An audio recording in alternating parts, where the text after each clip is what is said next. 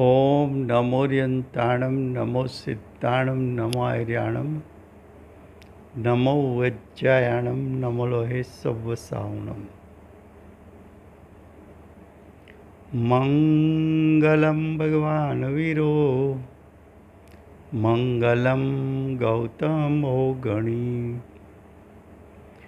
मंगलम कुंद कुंदार्यो जैन धर्मोस्तु मंगलम। ओंकार बिंदु संयुक्तम नित्यं जायन्ति योगिनः कामदं मोक्षदं चैव ओंकाराय नमो नमः। अहोपकार जिनवरनो कुंदनो ध्वनि दिव्यनो जेन कुंद ध्वनि आप्या अहो आ गुरु कहाननो अहो आ भगवती मातनो।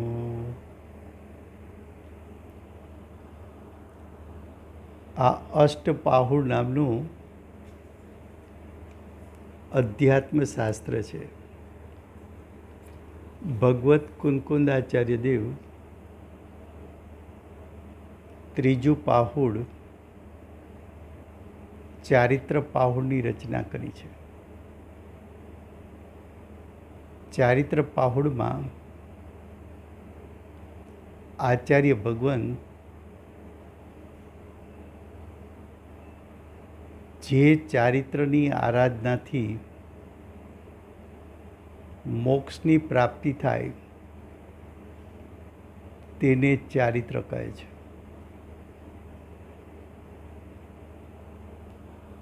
એમની ગાથા છે 40. હવે આ પ્રમાણે મોક્ષ માર્ગને જાણી શ્રદ્ધા સહિત તેમાં પ્રવૃત્તિ કરે તે તુરત જ મોક્ષને પ્રાપ્ત કરે છે. શું કહ્યું?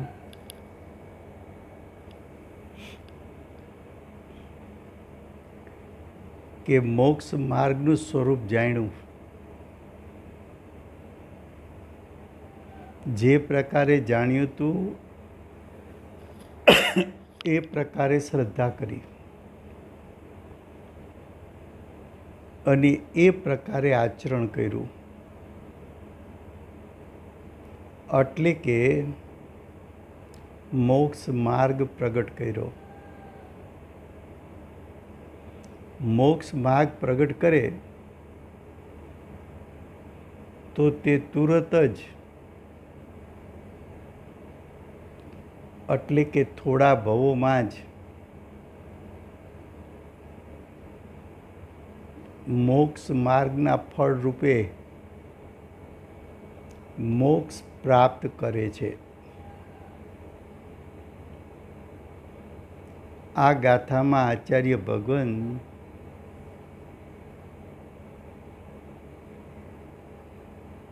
યથાર્થ જ્ઞાન શ્રદ્ધા અને આચરણ એને મોક્ષ માર્ગ કહે છે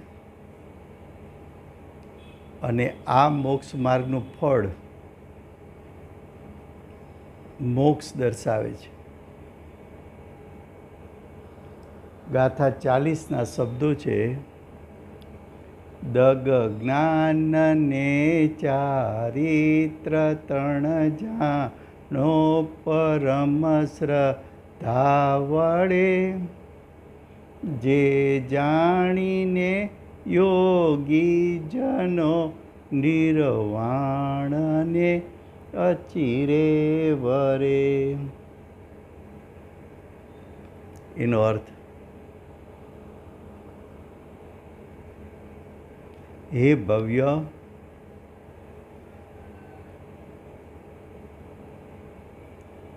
ભવ્ય કહેતા જેનામાં મોક્ષ માર્ગ પ્રગટ કરવાની લાયકાત છે હે ભવ્ય, તું દર્શન, જ્ઞાન, ચારિત્ર આ ત્રણેયને પરમ શ્રદ્ધાથી જાણ. શું કહ્યું?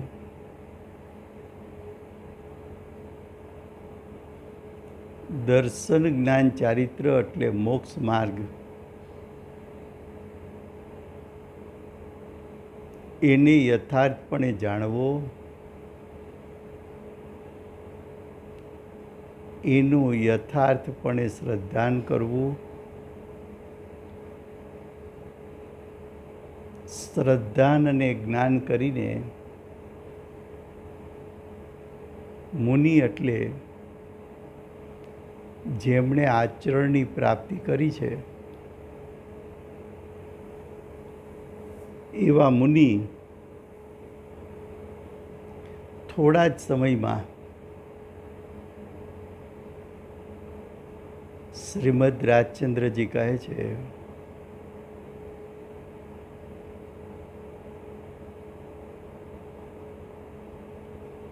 કે જે જીવ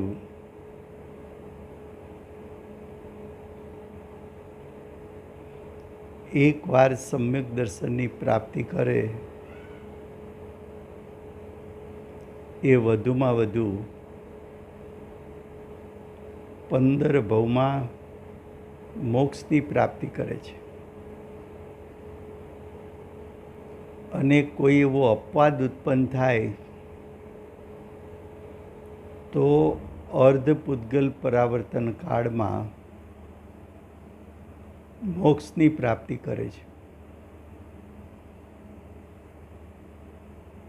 આમ કેમ? તો કે જે જીવે એકવાર સમ્યક દર્શનની પ્રાપ્તિ કરી અને અતિન્દ્રિય જ્ઞાન, અતિન્દ્રિય સુખનું વેદન કર્યું, એ જીવને સ્વાનુભૂતિ પ્રગટ કરવાની કળા આવડી ગઈ છે અને અતિન્દ્રિય જ્ઞાન, અતિન્દ્રિય સુખનો ભોગવટો કરી લીધો છે. ઇન્દ્રિય સુખોની સામે, ઇન્દ્રિય જ્ઞાનની સામે અતિન્દ્રિય જ્ઞાન ને અતિન્દ્રિય સુખનો આસ્વાદ શું છે?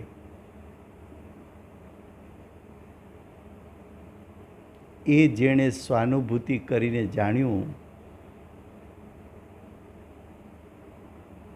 એ જીવ ફરી ફરીને જ્ઞાયકનો આશ્રય લઈને ફરી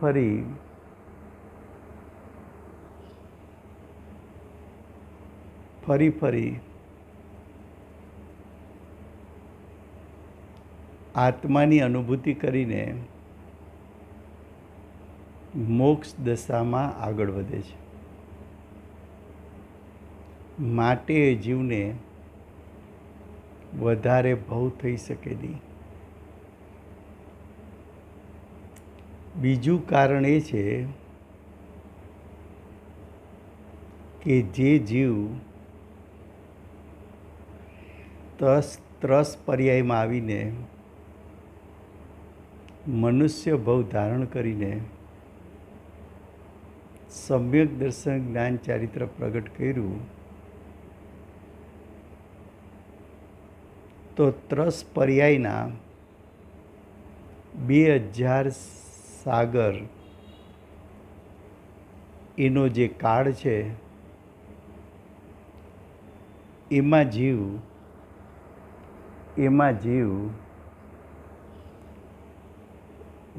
વધુમાં વધુ 8 વખત જ પર્યાપ્ત મનુષ્ય પર્યાયને પ્રાપ્ત કરી શકે છે. સમ્યક દર્શન પ્રાપ્ત કર્યા પછી જીવ તિર્યંજ કે નરક ગતિ એને મળતી નથી. સ્ત્રી પર્યાય કે પુરુષ પર્યાય, સ્ત્રી પર્યાય કે નપુંસક પર્યાય મનુષ્ય ભવની મળતી નથી.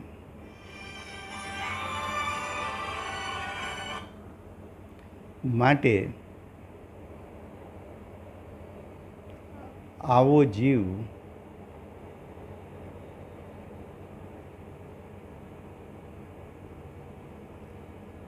માનો કે પ્રથમ પુરુષ દેહમાં પ્રથમ વખત મનુષ્ય પર્યાય ધારણ કરી અને સમ્યક દર્શન પ્રાપ્ત કર્યું, તો હવે વધુમાં વધુ 7 ભવથી વધારે મનુષ્યના ત્યાર પછી કરી નહીં શકે.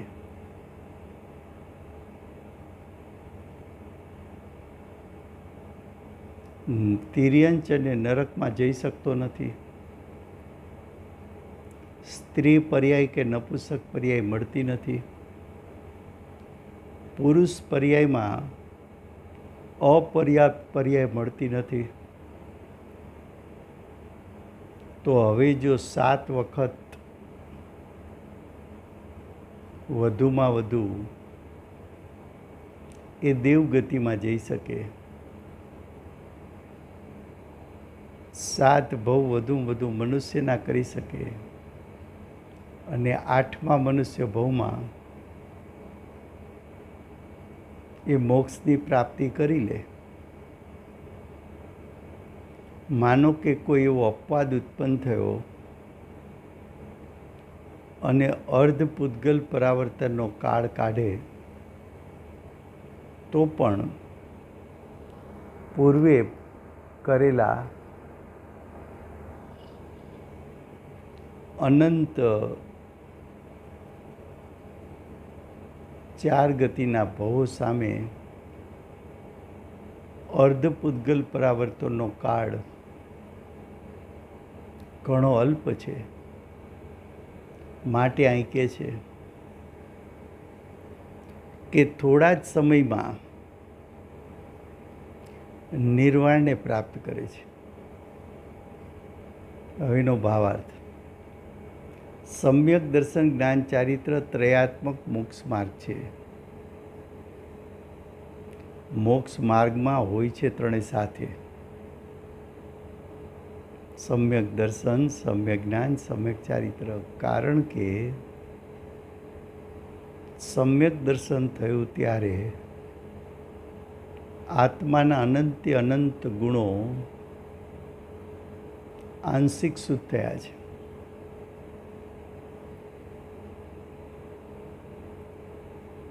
આંશિક શુદ્ધ થયા છે. તેને શ્રદ્ધાપૂર્વક જાણવાનો ઉપદેશ છે.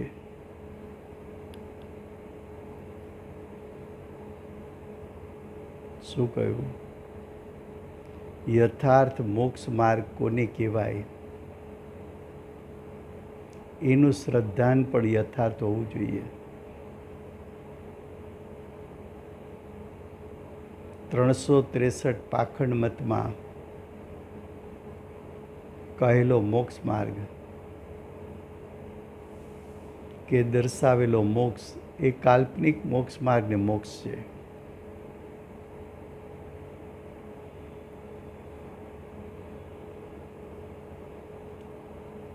જે જીવો એવી માન્યતા ધરાવે છે કે મોક્ષમાં જવાના અનેક માર્ગો છે, એ માન્યતા પણ વિપરીત છે.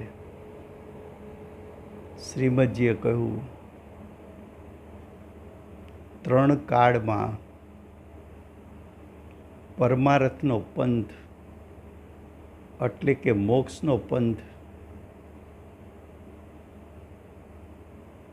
એક જ છે.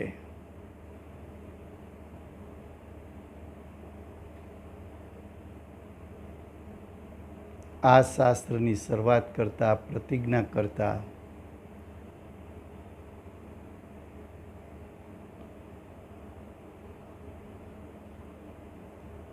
આચાર્ય ભગવંતે દર્શન પાહુડમાં એમ કહ્યું કે સમ્યક દર્શન છે એ મોક્ષની શરૂઆત છે. ત્યાં 2-3 માર્ગ નથી બતાવ્યા, 5-25 માર્ગ નથી બતાવ્યા. ચારિત્ર પાહુડમાં આચાર્ય ભગવંતે એમ કહ્યું કે જે ચારિત્ર મોક્ષની પ્રાપ્તિ કરાવે, જે ચારિત્રની આરાધનાથી મોક્ષની પ્રાપ્તિ થાય, તો એવું ચારિત્ર તો એક પ્રકારનું જ હોઈ શકે, એના કંઈ અનેક પ્રકાર ન હોઈ શકે.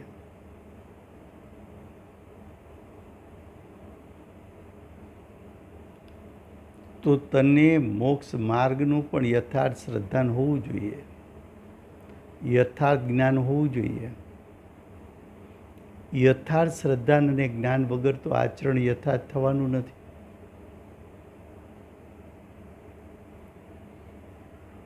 તો કે છે સમ્યક દર્શન જ્ઞાન ચારિત્ર ત્રયાત્મક રત્નત્રયી એ મોક્ષ માર્ગ છે. તેને શ્રદ્ધાપૂર્વક જાણવાનો ઉપદેશ છે, કારણ કે તેમને જાણવાથી મુનિઓને મોક્ષની પ્રાપ્તિ થાય છે. એનો અર્થ શું? કે મુનિપણું અંગીકાર કર્યા વગર મોક્ષની પ્રાપ્તિ થઈ શકતી નથી.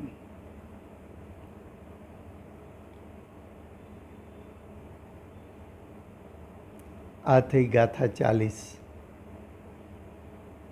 હવે ગાથા 41. હવે કહે છે કે આ પ્રમાણે નિશ્ચય ચારિત્ર રૂપ જ્ઞાનનું સ્વરૂપ કહ્યું છે, જે તેને પ્રાપ્ત કરે છે તે શિવ રૂપ મંદિરમાં રહેવાવાળો થાય છે. શું કહે છે?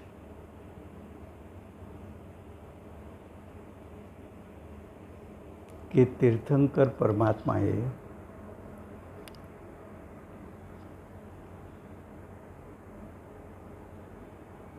નિશ્ચય મોક્ષ માર્ગ કહેતા નિશ્ચય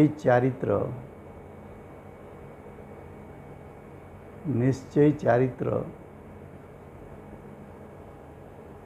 એનું સ્વરૂપ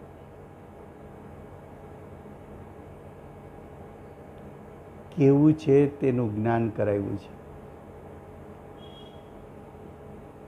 ફરીવાર, તીર્થંકર પરમાત્મા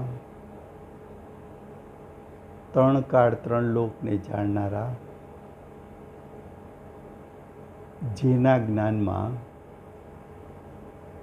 મોક્ષ માર્ગ અને મોક્ષનું સ્વરૂપ યથાર્થપણે જણાઈ રહ્યું છે. એ તીર્થંકર પરમાત્માના જ્ઞાનને અનુસરીને વિકલ્પ વગર, ઈચ્છા વગર જે દિવ્ય ધ્વનિ છૂટે છે, એ દિવ્ય ધ્વનિમાં પરમાર્થનો એક જ પંથ છે એવો મોક્ષ માર્ગ, એનું સ્વરૂપ ભગવાને દર્શાવ્યું છે. તેને પ્રાપ્ત કરવા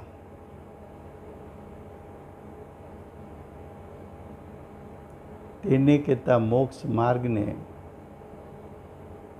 જે પ્રાપ્ત કરે તે શિવ રૂપ, શિવ એટલે ભગવાન સ્વરૂપ,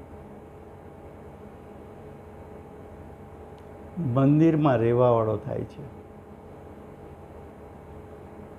એટલે કે અરિયન સિદ્ધ પદ પ્રાપ્ત કરે છે. મંદિરમાં રહેવાવાળો થાય છે એટલે કે પૂજનિક થાય છે.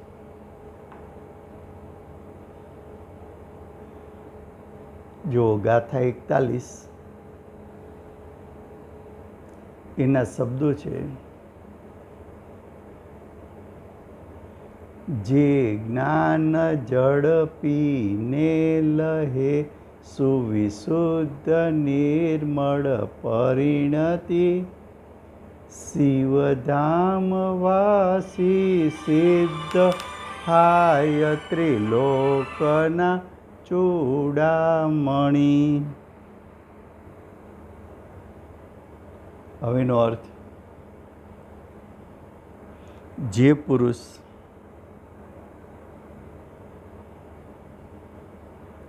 આ જીન ભાષિત જ્ઞાનરૂપ જળને પીને,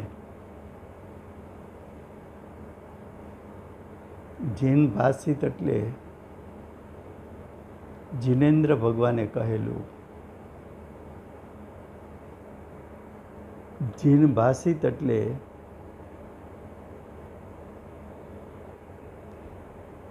દિવ્ય ધ્વનિ. જીન ભાષિત જ્ઞાનરૂપ જળને એટલે કે જીનેન્દ્ર ભગવાને કહેલું જ્ઞાન એટલે કે સમ્યક જ્ઞાનરૂપ જળને પીને એટલે કે પ્રગટ કરીને, એનો આસ્વાદ લઈને, એનો આસ્વાદ લઈને પોતાના નિર્મળ એટલે શુદ્ધ, શુદ્ધ એટલે રાગદ્વેષ રહિત,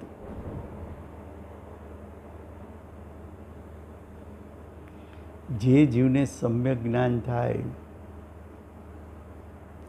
એનું જ્ઞાન મધ્યસ્થ હોવાથી એ જીવ રાગદ્વેષ રહિત થાય છે. જળને પીને પોતાના નિર્મળ ભલા પ્રકારે વિશુદ્ધ ભાવ સંયુક્ત થાય છે.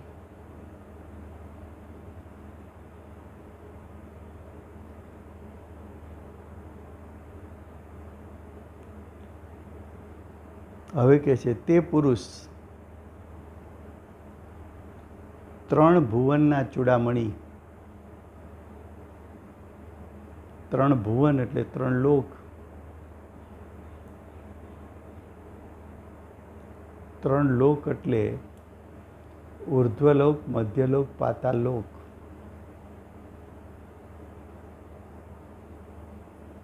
ફરીવાર, જે પુરુષ કહેતા જે આત્મા આ જીન ભાષિત એટલે જીનેન્દ્ર ભગવાનના ઉપદેશમાં કહેવાયેલું અથવા દિવ્ય ધ્વનિમાં આવેલું જ્ઞાનરૂપ જળ એટલે સમ્યક જ્ઞાનરૂપ જળ, એને પીવાથી એટલે કે એનો આસ્વાદ લેવાથી પોતાના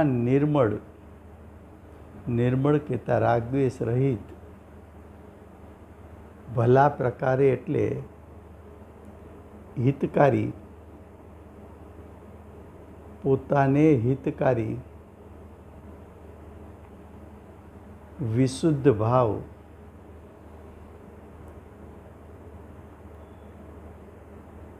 એટલે મોહ રાગ દ્વેષ રહિત ભાવ,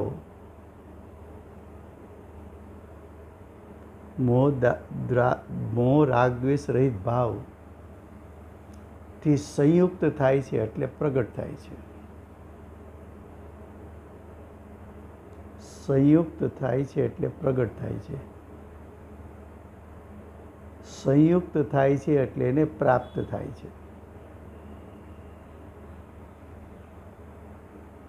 હવે જેને સમ્યક જ્ઞાનરૂપી જળ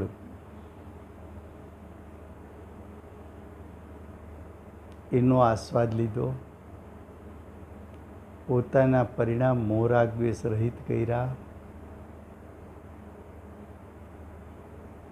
તે પુરુષ એટલે કે તે આત્મા, તે સંયમી આત્મા એટલે કે તે મુનિ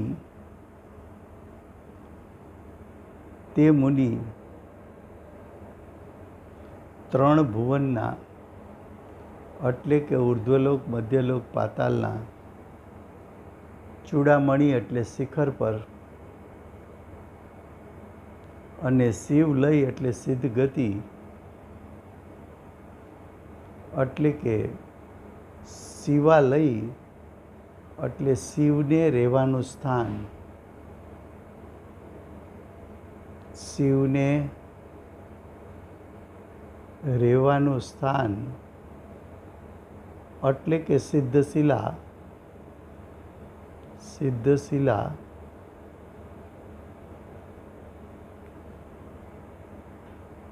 એટલે કે મોક્ષરૂપી મંદિરમાં રહેવાવાળા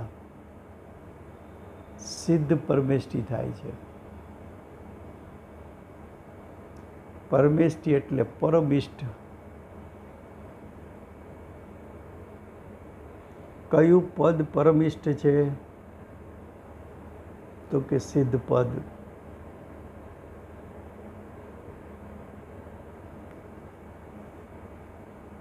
હવેનો ભાવાર્થ. જેવી રીતે જળથી સ્નાન કરી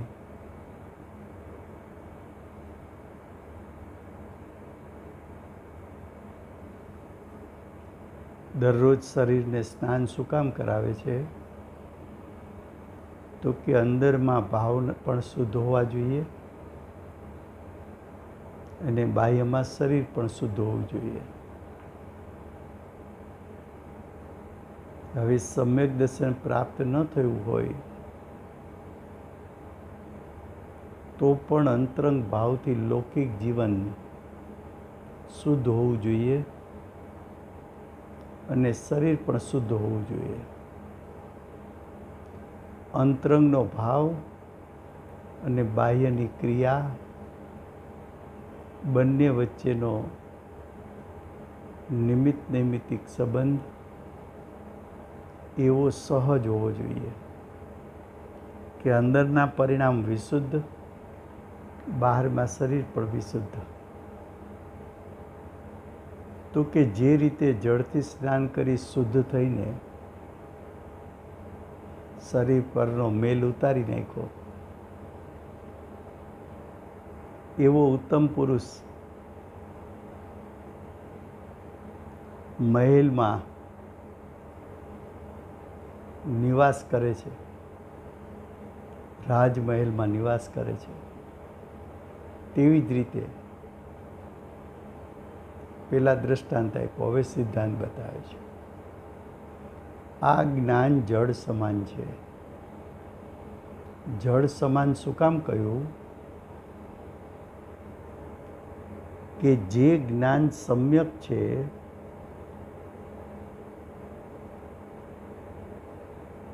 એ જ્ઞાન પર પદાર્થને જાણે ત્યારે પણ પર પદાર્થમાં હિત અહિત બુદ્ધિ કરતું નથી, એટલે કે રાગદ્વેષ કરતું નથી. તો જ્ઞાનીનું સમ્યક જ્ઞાન એ મોહ રાગદ્વેષથી રહિત છે. મોહ રાગદ્વેષ રહિત છે માટે એને શુદ્ધ કહ્યું. જળ સમાન એટલે નિર્મળ કહ્યું.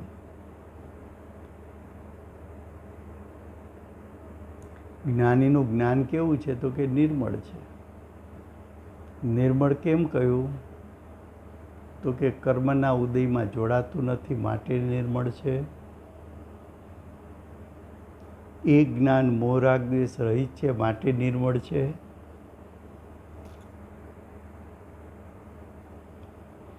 એ જ્ઞાન મધ્યસ્થ હોવાથી નિર્મળ છે. એ જ્ઞાન સ્વપરનો વિવેક કરતું હોવાથી નિર્મળ છે, જળ સમાન છે. એ જ્ઞાન સ્વસંવેદનયુક્ત હોવાથી નિર્મળ છે. આત્માને રાગાદિક મળ લાગવાથી મલિનતા હોય છે. આત્માના પરિણામ અસંખ્યાત પ્રદેશથી રાગ ઉત્પન્ન થયો તો આત્મા મલિન કહેવાય. પણ જેમને સમ્યક જ્ઞાન થયું એમને રાગાદિ મળતો હોતા નથી. એને તો રાગાદિ મળને ધોઈ નાખ્યા છે. તો કે એને ધોઈ નાખીને જે કહેતા મુનિ પોતાના આત્માને શુદ્ધ કરે છે. સમ્યક જ્ઞાન દ્વારા મુનિના પરિણામ નિર્મળ થયા છે.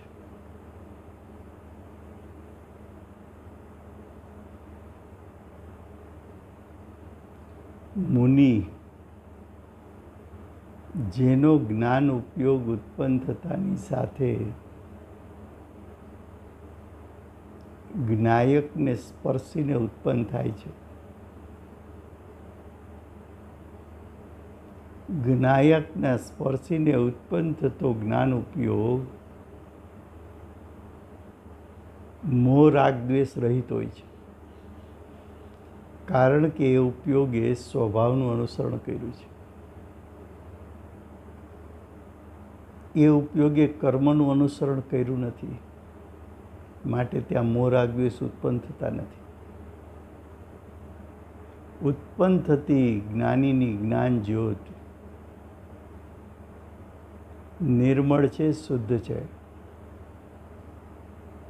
સ્વભાવને લક્ષ્ય કરીને ઉત્પન્ન થઈ છે. આવો જેનો આત્મા શુદ્ધ છે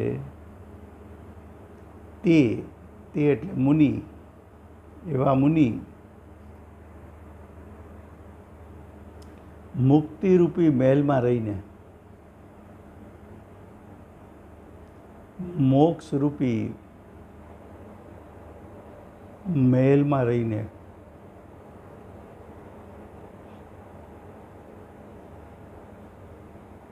ખરેખર મુનિરાજ નિશ્ચયથી મુનિપણું પ્રગટ કરે ત્યારે પણ પોતાના અસંખ્યાત પ્રદેશમાં જ રહે છે અને મોક્ષ પામે તો પણ પોતાના અસંખ્યાત પ્રદેશમાં જ રહે છે. વ્યવહારથી એમ કહેવાય કે સિદ્ધ ભગવાન સિદ્ધ શિલા ઉપર રહે છે. વ્યવહારથી એમ કહેવાય કે 3 લોકના અગ્રભાગે રહે છે. તો કે છે મુક્તિરૂપી મહેલમાં રહીને આનંદનો ભોગવટો કરે છે. સિદ્ધ દશા કોને કે જેમનો સુખ સ્વભાવ એનું પરિપૂર્ણ સામર્થ્ય પ્રતિ સમય વર્તમાન પર્યાયમાં પ્રગટ થાય અને પરિપૂર્ણ સામર્થ્યને પરિપૂર્ણપણે ભોગવે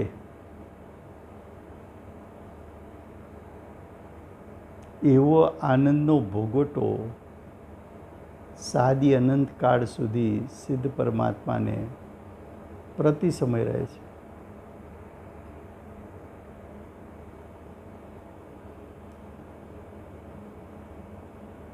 આવા મુક્તિરૂપી મહેલમાં રહેનારને 3 ભુવન કહેતા 3 લોકના શિરોમણી એટલે એના અગ્રભાગે રહેનારા સિદ્ધ કહેવાય છે. જુઓ, આ કયું પાઉડ છે? ચારિત્ર પાઉડ. ચારિત્ર કોને કહ્યું હતું? તો કે જે ચારિત્ર મોક્ષની પ્રાપ્તિ કરાવે, જે ચારિત્રની આરાધનાથી નિર્વાણ એટલે સિદ્ધ પદ પ્રાપ્ત થાય. તો હવે આ ચારિત્ર પાઉળની છેલ્લી ગાથાઓ છે. તો 40 ગાથાથી આચાર્ય ભગવંતે આવા ચારિત્રના ફળ સ્વરૂપે નિર્વાણ પદ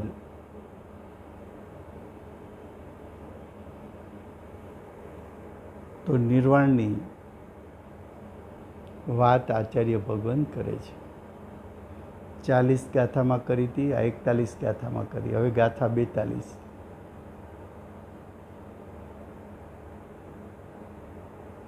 હવે કહે છે કે જેવો એટલે આ ગાથા માટે અજ્ઞાનીઓ 363 પાખંડમતો વાળા જીવો, જેવો એટલે વિપરીત માન્યતાવાળા,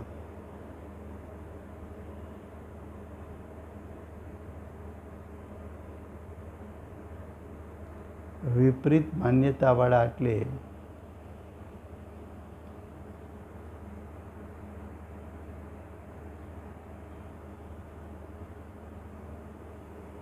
વિપરીત માન્યતાવાળા એટલે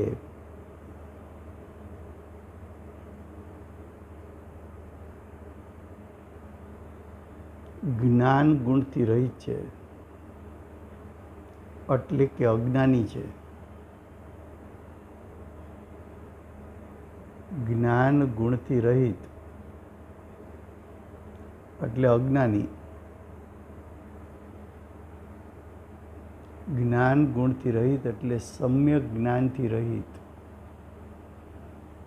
જ્ઞાન ગુણથી રહિત એટલે સ્વપરના વિવેકથી રહિત, સ્વભાવ વિભાવના વિવેકથી રહિત. જેવો જ્ઞાન ગુણથી રહિત છે તે ઈષ્ટ વસ્તુ એટલે સિદ્ધ પદ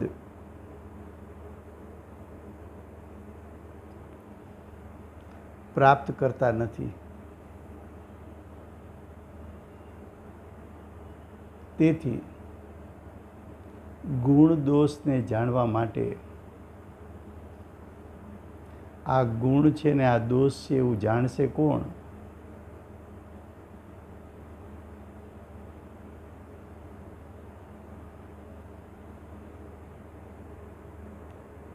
તો કે આ ગુણ દોષને જાણશે કોણ? તો કે સમ્યક જ્ઞાન જાણે.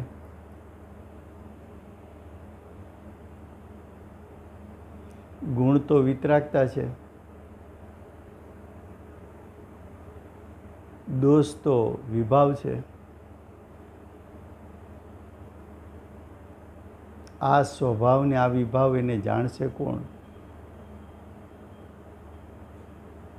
તો કે એને જાણવા માટે, ગુણદોષને જાણવા માટે, શું હિતકારી ને શું અહિતકારી એને જાણવા માટે જ્ઞાનને એટલે યથાર્થ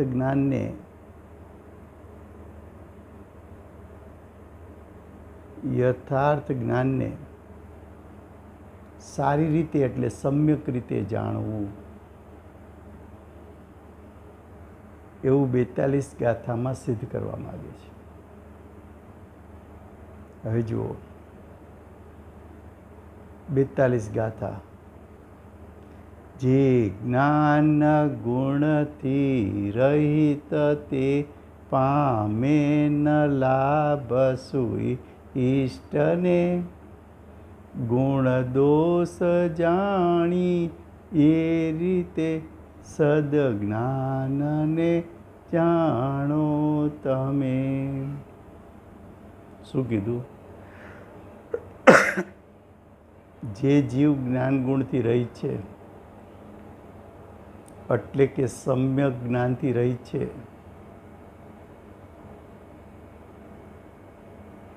તે પામે ન લાભ.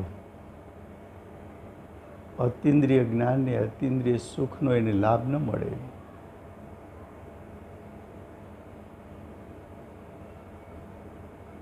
જે સમ્યક પ્રકારે ઇષ્ટ છે એવું સિદ્ધ પદ એને પ્રાપ્ત ન થાય. શું ગુણ છે, શું દોષ છે, એ જાણી શકે એવી જ્ઞાન જ્યોતિ હોય, ગુણદોષને જાણી શકે એવી જ્ઞાન જ્યોતિ પ્રગટે, તો એવી જ્ઞાન જ્યોતિ સમ્યક જ્ઞાન છે તેમ જાણો. જો હવેનો અર્થ શું કરે છે. ગાથા 42 એનો અર્થ છે, જ્ઞાન ગુણથી હિન્ન પુરુષ. અહીં ગુણનો અર્થ છે દોષ રહિત.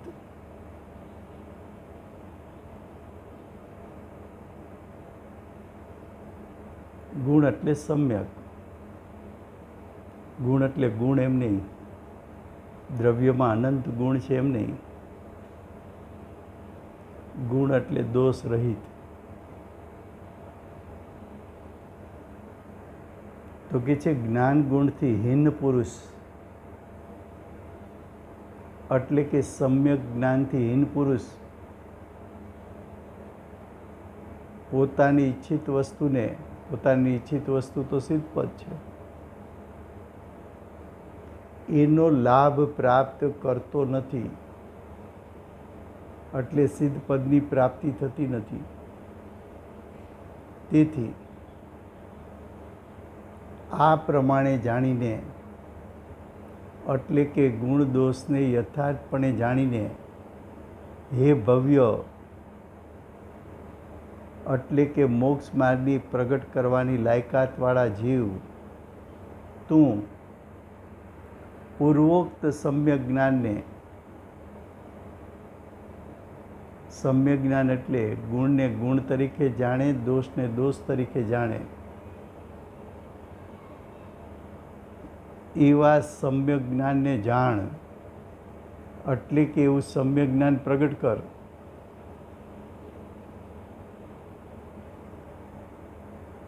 ખ્યાલમાં આવે છે. સમ્યક જ્ઞાન વિના ગુણ દોષનું જ્ઞાન થતું નથી. ત્યારે પોતાને ઇષ્ટ તથા અનિષ્ટ વસ્તુને જાણતો નથી. સમ્યક જ્ઞાન નથી તો ઇષ્ટ શું ને અનિષ્ટ શું એનું ભાન નથી. હવે ઇષ્ટ અનિષ્ટને જાણતો નથી તો ઇષ્ટની પ્રગટતા પણ કરી શકતો નથી. ઇષ્ટની પ્રગટતા કરી શકતો નથી તો ઇષ્ટનો લાભ પણ એને મળતો નથી, ઇષ્ટપણાનો. એટલે કે અતિન્દ્રિય જ્ઞાન, અતિન્દ્રિય સુખનું વેદન કરી શકતો નથી. તેથી સમ્યક જ્ઞાનથી જ ગુણ દોષો જણાય છે.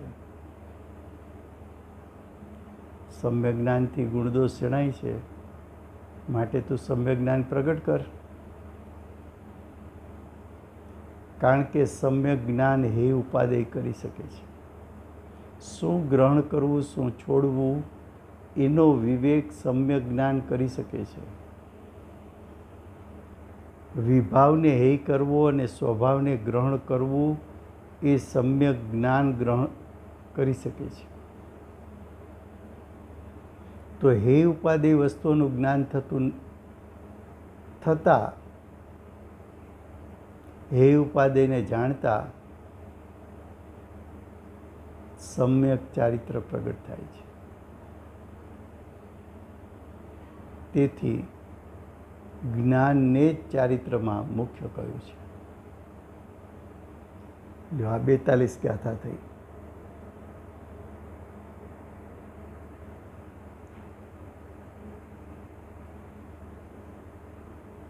નિર્વાણને પ્રાપ્ત શ્રી સિમંદર ભગવાનનો જય હો. નિર્વાણની પ્રાપ્તિનું કારણ એવા મોક્ષ માર્ગને પ્રગટ કરનાર શ્રી કુંકુંદાચાર્ય દેવનો જય હો. વર્તમાન કાળે સ્વાનુભૂતિથી નિર્વાણનું સ્વરૂપ સમજાવનાર પરમ કૃપાળુ શ્રી સદગુરુ દેવનો જય હો. ભગવતી માતનો જય હો. પરમ દિગંબર જૈન ધર્મનો જય.